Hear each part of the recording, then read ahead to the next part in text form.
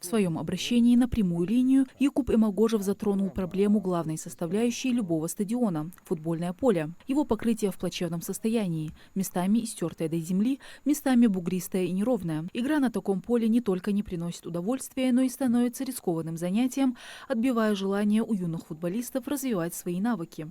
Состояние поля очень неудовлетворительное. Ремонт не производился с момента основания этого стадиона. Есть риски того, что дети могут получить травмы.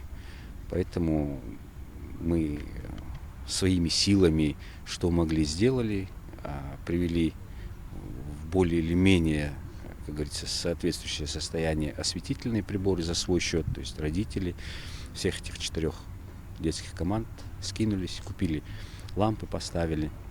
Но на большее мы не можем. Это требует очень больших затрат. Однако проблемы не ограничиваются только полем. Территория вокруг него, предназначенная для разминки, тренировок или просто прогулок, также в запустении. Здесь можно увидеть неухоженные участки, выбоины, отсутствие дорожного покрытия и разметки, что создает ощущение пренебрежения к элементарным стандартам благоустройства. Ежедневно на этом стадионе собираются любители футбола и бегуны. Более того, здесь постоянно тренируются сразу 4 детские футбольные команды, для которых этот стадион – единственная доступная площадка. Помимо футболистов, стадион является ареной для занятий атлетов, лучников и других. Мы с друзьями приходим сюда поиграть в футбол или просто побегать. Есть некие нюансы, конечно. Резиновое покрытие, вся в дырках, было бы хорошо все это исправить. На поле, на газоне очень много дырок, можно споткнуться, упасть, травму получить. Было бы хорошо, если исправили эти нюансы. Да, в принципе, я бы еще добавил, что сетки на воротах порваны и мячи вылетают почти каждый раз.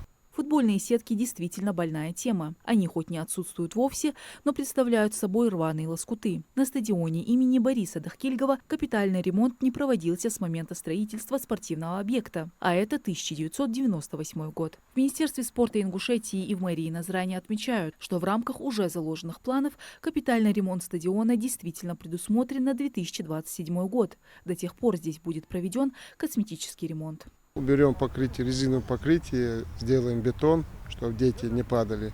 А на 27 год уже мы запланировано, будет уже резиновое покрытие новое. Мы буквально 2-3 дня назад выезжали с мэром, повторюсь, с Аздоевым, Русланом. Проехали, Руслан сказал, тоже включится, все, что возможно, сделать тоже. Стадион имени Бориса Дахкильгова в Назрани – это не просто спортивный объект. Это место, где воспитываются будущие чемпионы, где молодежь приобщается к здоровому образу жизни. Можно с уверенностью сказать, что благодаря прямой линии с главой Ингушетии спортивный объект получит вторую жизнь. И это лишь один из множества примеров того, как открытый диалог власти и народа способен преображать жизнь людей к лучшему. Мадина Цора, Хасан Евлоев, Магаз, 24.